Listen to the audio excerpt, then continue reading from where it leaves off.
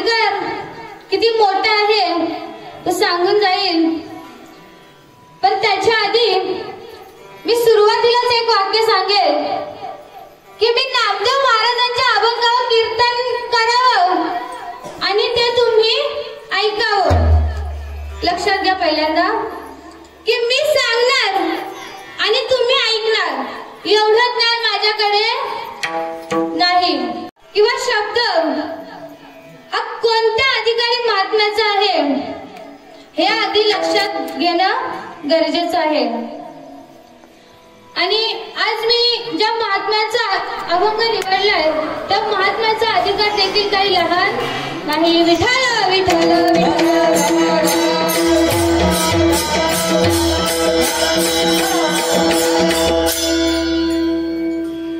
जसा नामदेव महाराजांचा अधिकार आहे ना, तसाच जनहिताच्या कल्याणासाठी झटणारे या गावातच नाही तर या परिसरातील कोण डॉक्टर, वकील, इंजिनियर, कोण शिक्षक, कोण कीर्तनकार, शाहीर, वादक, हे ज्यांच्या मुले मंडळी हे ज्यांच्या मुले घडले ते कैलासवासी श्री एम.जी. पवार साहेब. विठ्ठल विठ्ठल विठ्ठल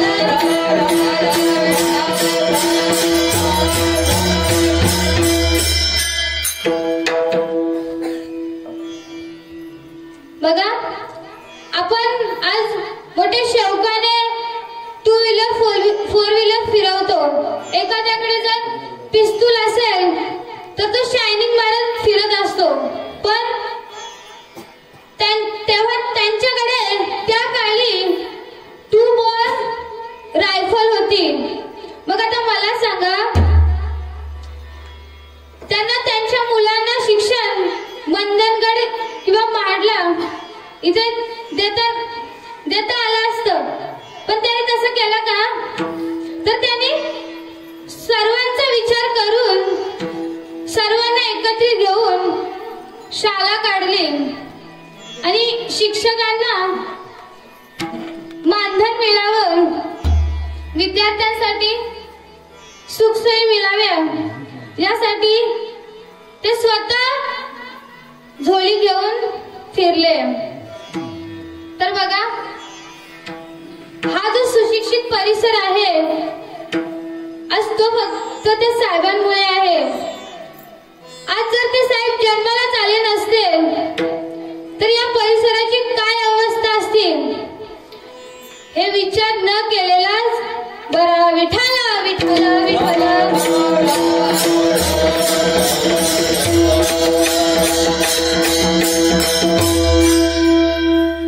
त्या साहेबांसाठी एकदा जोरदार टाळ्या होऊन जाऊ द्या. विठ्ठल विठ्ठल विठ्ठल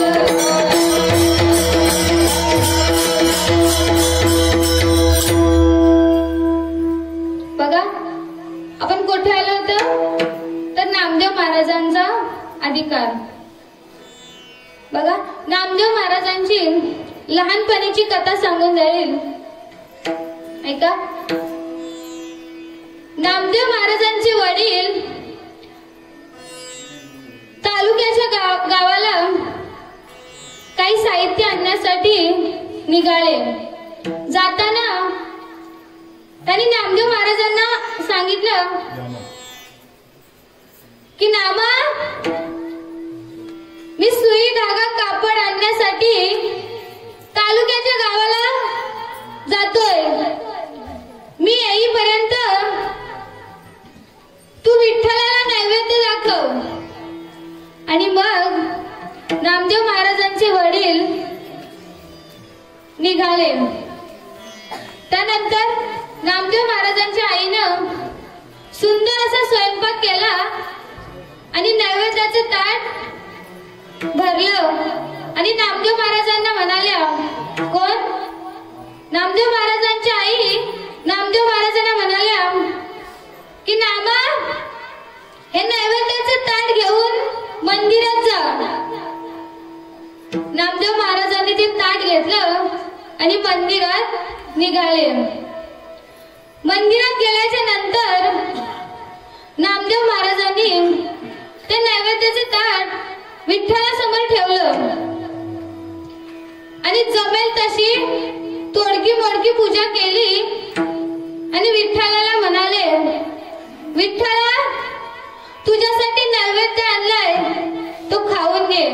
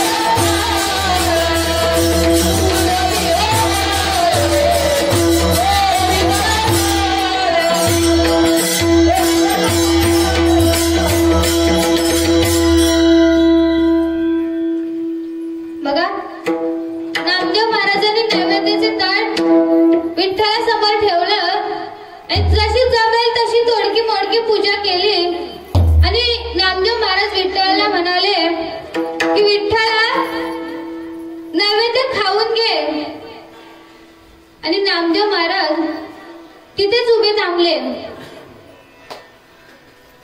5-10 मिनिटं निघून गेली तरी विठ्ठलाने नैवेद्य काय खाल्लं नाही. नामदेव महाराज परत बोलले की विठ्ठला, अरे आईने गरम गरम नैवेद्य दिलाय, तू खा ना.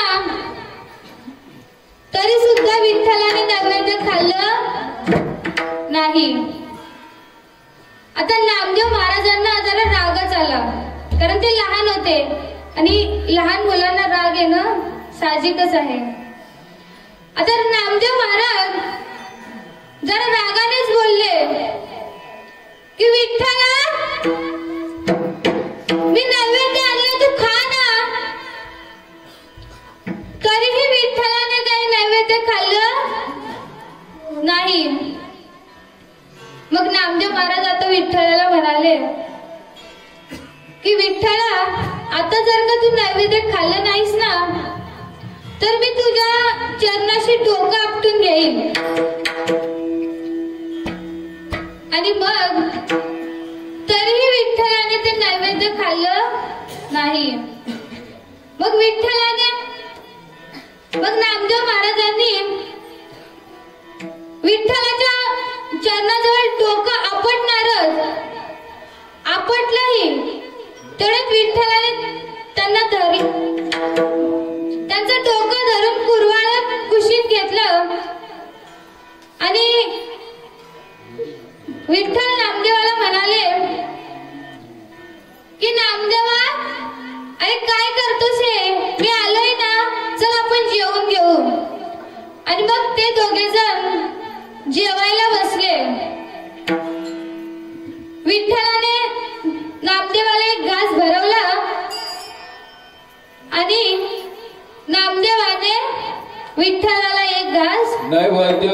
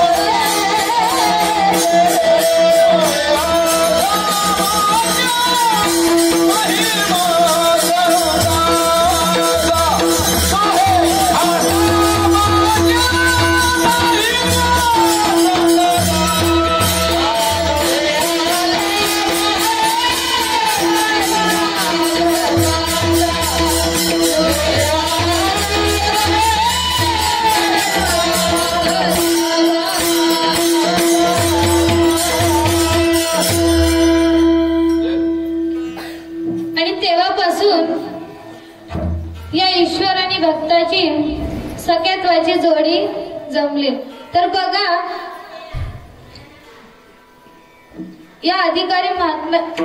या महात्म्याचा अधिकार केवढा आहे. विठ्ठल विठ्ठल विठ्ठल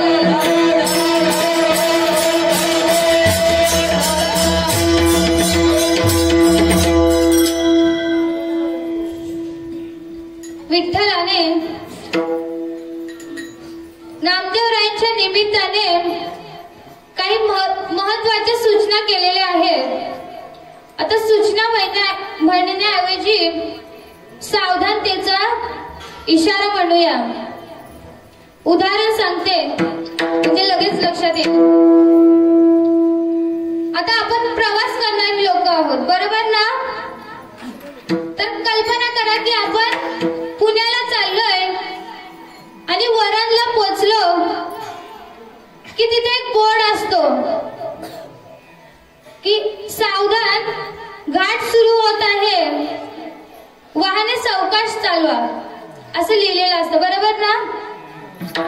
असं का लिहिलेलं असतं तर वाहन चालकाचं लक्ष विचलित होऊ नये, विचलित होऊन वाहन दरडीत कोसळू नये किंवा डोंगराला धडकू नये यासाठी सावधानतेचा इशारा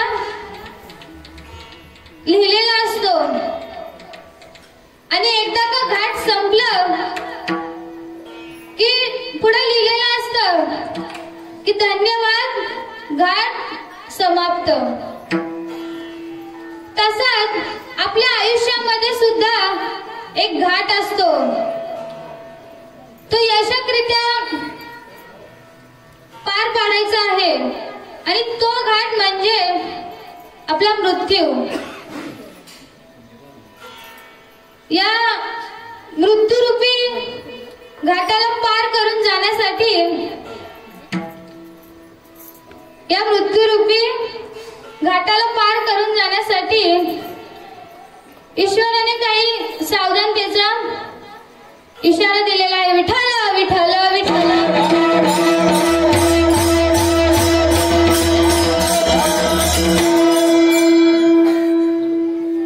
बघा, आपण जन्माला आल्यानंतर काही जण जन्माला येतात, आईच्या उदरातून बाहेर आल्या मरण पावतात.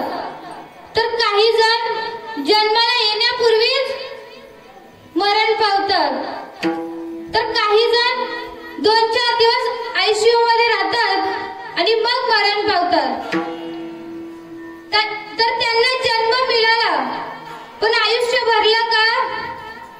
भरलं का? तर नाही. बघा, आपल्याला हा मानव जन्म मिळालाय, आपल्याला आयुष्य सुद्धा मिळालंय. हा नरदेह सहजासहजी मिळत नसतो. तर त्यासाठी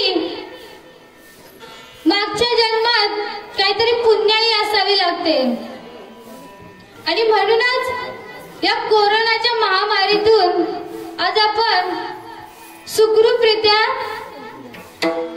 मृत्यूचा घाट पार करून आलेलो आहोत, बरोबर ना.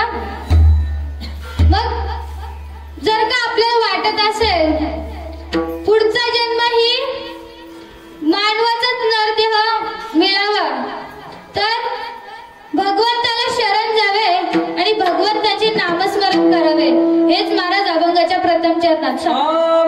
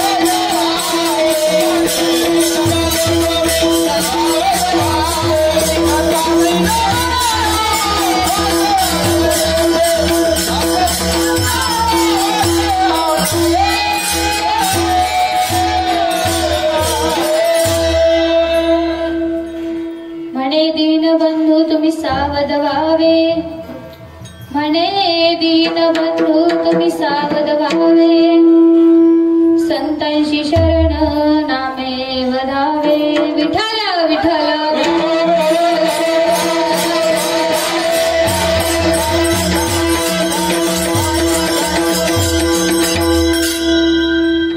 तर बघा, आपण जन्माला आलोय, पण आपल्याला जे करायचं आहे ते आपण कधी करत नाही. आपण उलटच करतो. कसं बघा, एक उदाहरण सांगते म्हणजे पटकन लक्षात येईल. आपल्याला साप चावला, सापाची विषबाधा झाली की आपल्याला साखर खाऊ घालतात. जर आपल्याला सापाची विषबाधा झाली असेल तर साखर कशी लागते? गोड लागते ना. बोलत चला. विषबाधा झाल्याच्या नंतर साखर कडू लागते, बरोबर. पण साखर प्रत्यक्षात कशी असते? गोड. मग बघा, तसंच कारलं, जर कारलं खायला दिलं तर ते कसं लागतं? गोड लागतो. पण ते प्रत्यक्षात गोड असतं का? तर नाही, तर ते कडू असतं. म्हणजे जी चव असते त्याच्या उलट चव आपल्याला लागते, बरोबर ना. मग तसंच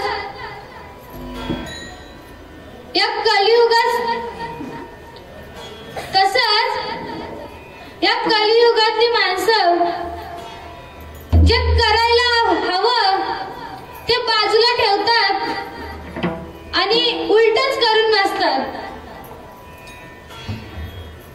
मग नामदेव महाराज म्हणतात, आपल्याला काय करायला हवं? आपण कलियुगातली माणसं, आपल्याला काय करायला हवं? तर भगवंताचं नामस्मरण करायला पाहिजे. आपण ते करतो का? तर नाही. आपण काय करतो? ह्याची निंदा कर, त्याची निंदा कर, आणि हे करत असताना आपला वेळ आपण वाया घालवत असतो, बरोबर ना. आणि हे होऊ नये, मग काय करावं? नामदेव महाराज म्हणतात की या कलियुगामध्ये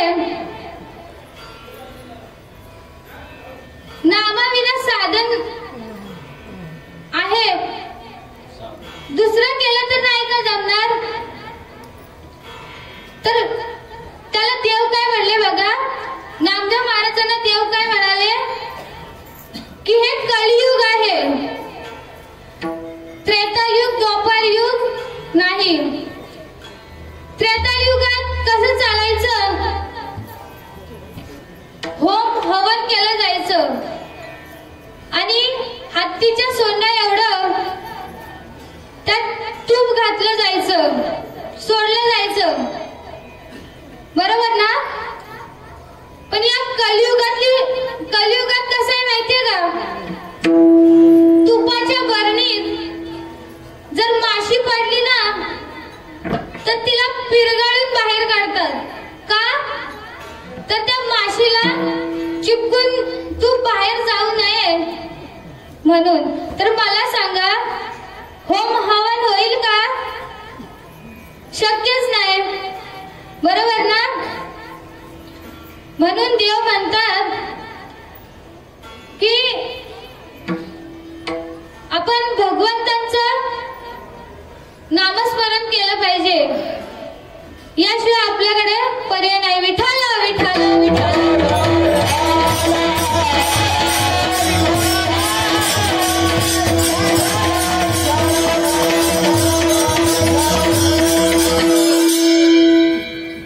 देव काय म्हणतात की देवाचं नामस्मरण केलं पाहिजे, व्यर्थ श्रम करू नकोस, हेच महाराज अभंगाच्या तृतीय चरणात सांगतात. नामाविन साधन नाही,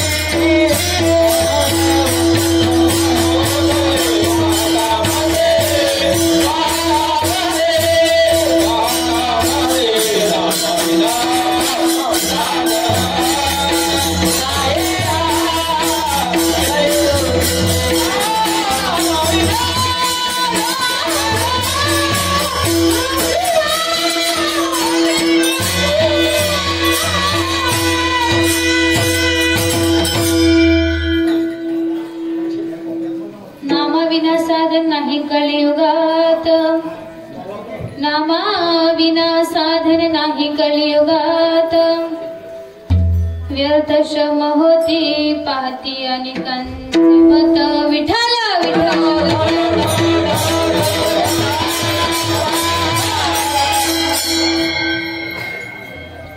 बघा या कलियुगामध्ये कोणीही कोणाचेही भजन नामस्मरण करत असत। कसा हा बाबा मोठा, तो बाबा मोठा, हा संप्रदाय मोठा, तो फड मोठा, आणि असं करत असताना आपल्याला जे करायचं आहे तेच आपण विसरून जातो आणि चुकीच्या मार्गावर अवलंबतो। विठ्ठल विठ्ठल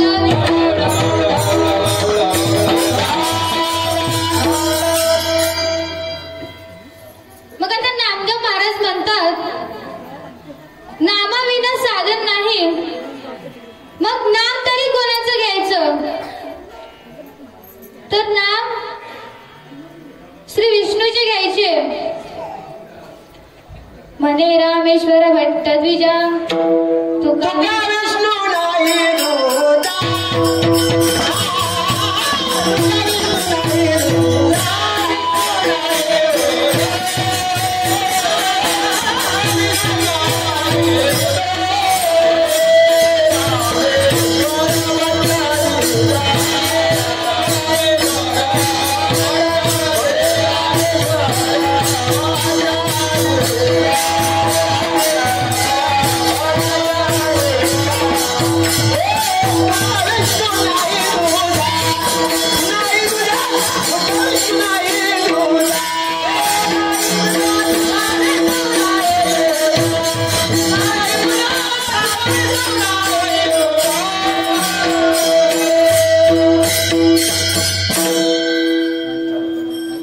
नाम श्री विष्णूचे घ्यायचे, श्री भगवान कृष्णाचे घ्यायचे। पण हे करत असताना अभिमान बाळगू नये, गर्व बाळगू नये, कारण अभिमान बाळगला की काय होतं हे आपल्याला माहीतच आहे। रावणाचंच बघा ना, रावण एवढा शक्तिशाली असतो पण त्याला त्या शक्तीचा गर्व होतो आणि तो धनुष्य रावणाच्या अंगावर पडतो, बरोबर ना? नारदाचं पण बघा, नारदाचे नारदी होते, तर बघा गर्व हा, अभिमान हा कधीही बाळगू नाही। हेच महाराज अभंगाच्या तृतीय चरणात सांगतात। अभिमान करणे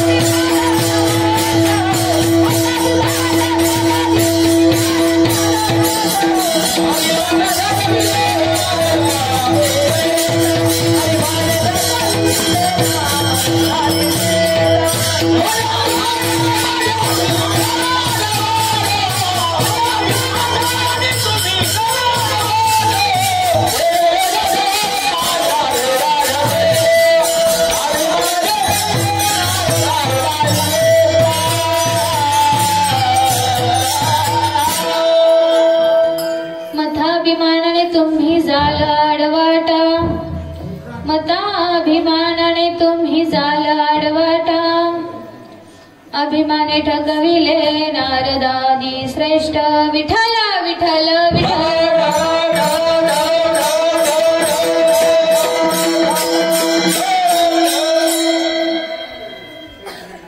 असो वारकरी नियमाप्रमाणे आता आपण भजन घेऊया. घ्या सगळ्यांनी हात वर. ज्यांना एक हात आहे त्यांनी एक हात वर घ्या. ज्यांना दोन हात आहेत त्यांनी दोन हात वर घ्या. आणि ज्यांना हातच नाही त्यांनी घेऊच नका. आले नाहीत अजून हात वर.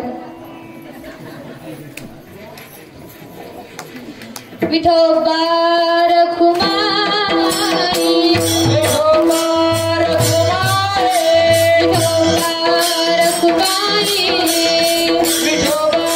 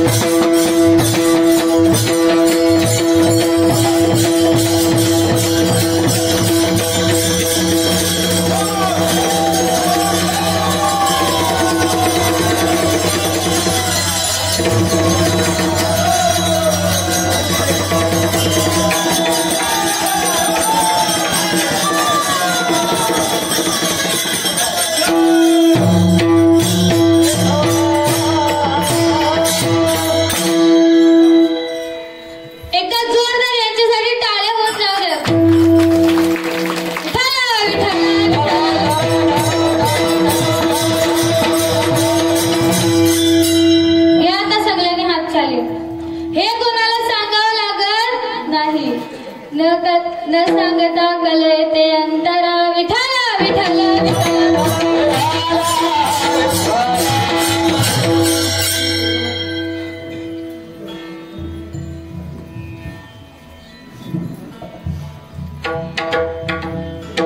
मताभिमानाने तुम्ही झाला आडवाटा, मताभिमानाने तुम्ही झाला आडवाटा, अभिमाने ठकविले नारदादी श्रेष्ठ विठ्ठल विठ्ठल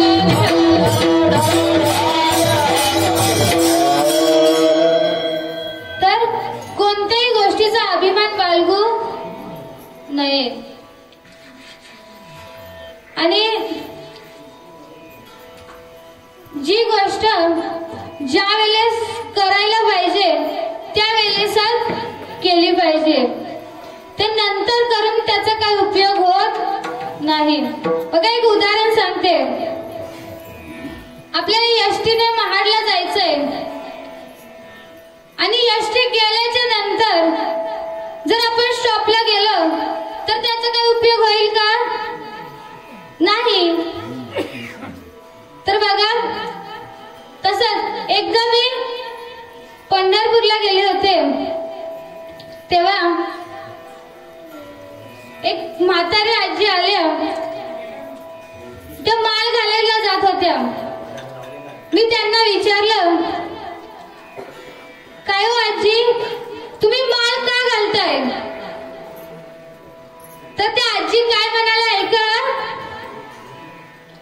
त्या आजी म्हणाल्या, पोरे आता मला माझ्या मुखात दातच राहिले नाहीत, मला हाडकं चावायला जमेनाच, म्हणून मी माल घालते विठ्ठल विठ्ठल विठ्ठल।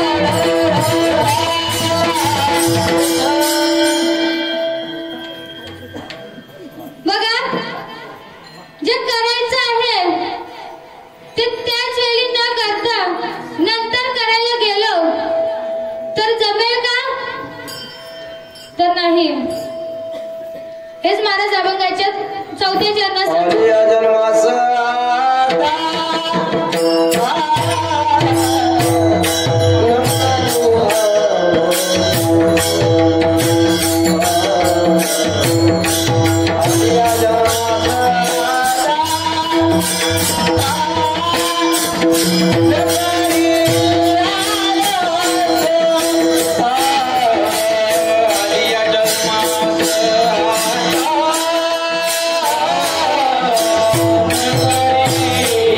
Yeah.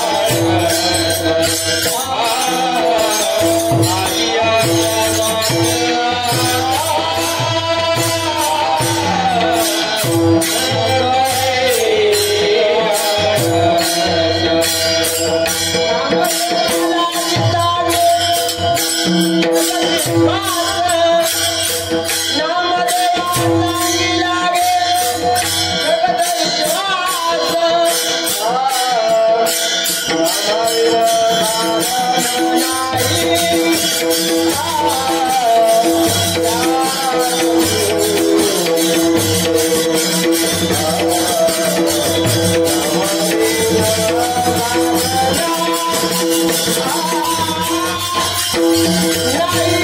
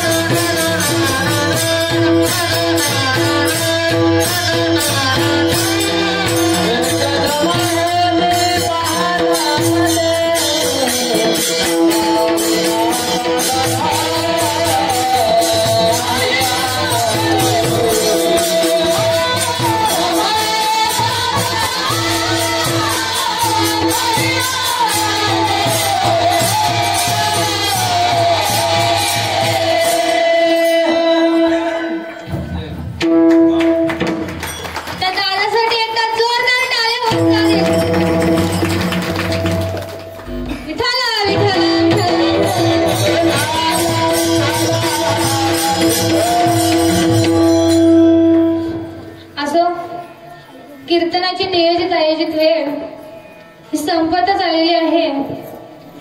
तर माझ्या कीर्तनामध्ये ज्यांनी रंग भरवण्याचं काम केलं असे असणारे गुरुवर्य प्रदीप महाराज सुतार, तसेच त्यांची मंडळी पकवाज वादक असतील, गायनाचार्य असतील, विनयकारी असतील, तुम्ही श्रोते मंडळी सगळ्यांचे मी अंतःकरणापासून आभार मानते. व तसेच ज्यांच्यामुळे मला ही नारदाची गादी प्राप्त झाली असे असणारे माझे गुरुवर्य. असं म्हणतात की गुरूंचं नाव मुखाने घेऊ नये, पण जर का मी गुरूंचं नाव घेतलंच नाही तर समजणार कसं? तर ऐका, महाराष्ट्राच्या कानाकोपऱ्यात गाजणारे हरिभक्त पारायण पकवाज वादक श्री दीपक महाराज सुद्रीत, तसेच कीर्तन केशरी भागवताचार्य समाज प्रबोधनकार हरिभक्त पारायण अनिताताई महाराज सुद्रीत माई व बाबांचे अंतःकरणापासून आभार मानते. व तसेच नारदाची गादी जर त्यांच्यामुळे मला प्राप्त झाली, पण मला समाजापुढे आणणारे माझे